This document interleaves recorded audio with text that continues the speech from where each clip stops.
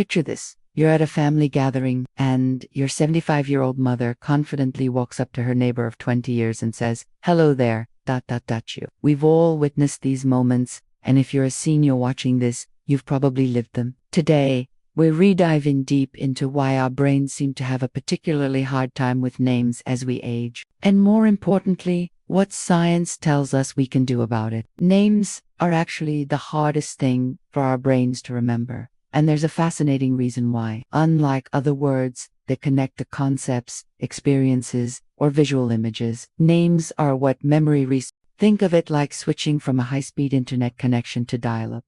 The information is still there, but it takes longer to access. When I say coffee, your brain instantly connects to the smell, taste, warmth, and countless coffee experiences. You know exactly who the person is. You remember their life story, their job, even what they wore to last year's holiday party. But that specific label, their name, feels locked away, just out of reach. But when I say Jennifer, your brain has to work much harder because there is no inherent meaning connecting the sound Jennifer to the person. It's a normal part of aging that affects even the sharpest minds. The difference between normal age-related forgetfulness and something more serious is that you still recognize faces, remember relationships, and can recall the names when given hints or more time. Our younger brains are excellent at suppressing irrelevant information and zeroing in on what we need. But as we age, our brains become less efficient at filtering out distraction, making it harder to pinpoint that specific name among all the other information we're processing. Many seniors tell me they avoid social situations because they're embarrassed about forgetting names. This creates a vicious cycle.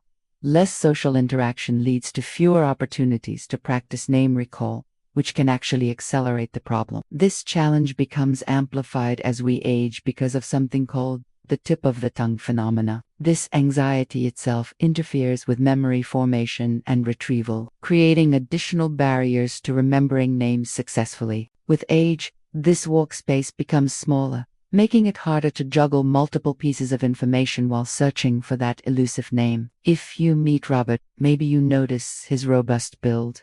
Robust Robert.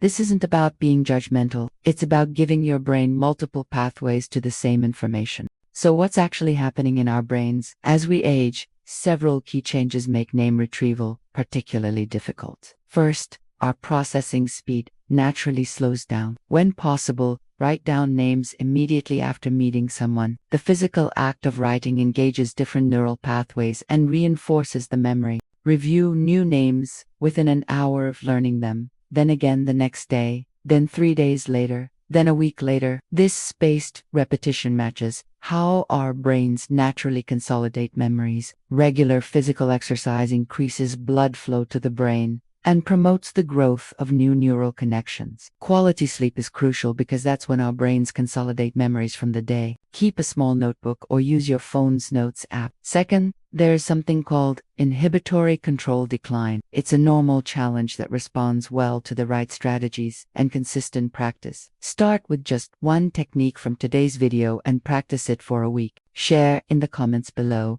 And don't forget to subscribe for more practical tips on maintaining a sharp mind as we age. Your future self will thank you for taking action today. Then, create a meaningful connection. Maybe Margaret reminds you of your Aunt Margaret, or you notice she's wearing a margarita-colored shirt. The key is making the name personally meaningful rather than arbitrary. The third factor is reduced working memory capacity. Working memory is like your brain's temporary workspace. It holds information while you're reactively using it. Consider joining clubs, volunteering, or attending community events where you'll meet new people regularly. But here is what is crucial to understand.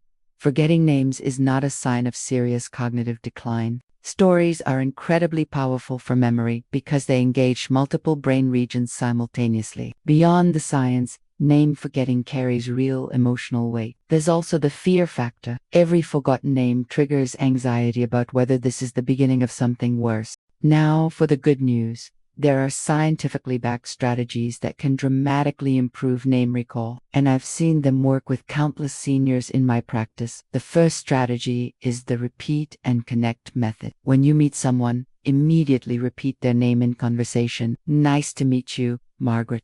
The second technique is the face name association method. Look for distinctive facial features and connect them to the name. Third is the story method. Create a mini story incorporating the person's name and something about them. Dancing Diana teaches ballroom classes.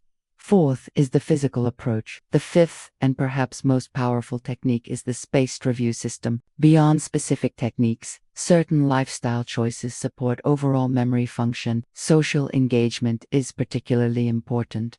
The more you interact with people, the more opportunities you have to practice and reinforce name-face associations. Remember, forgetting names doesn't define your intelligence or predict your cognitive future. Which strategy resonates most with you?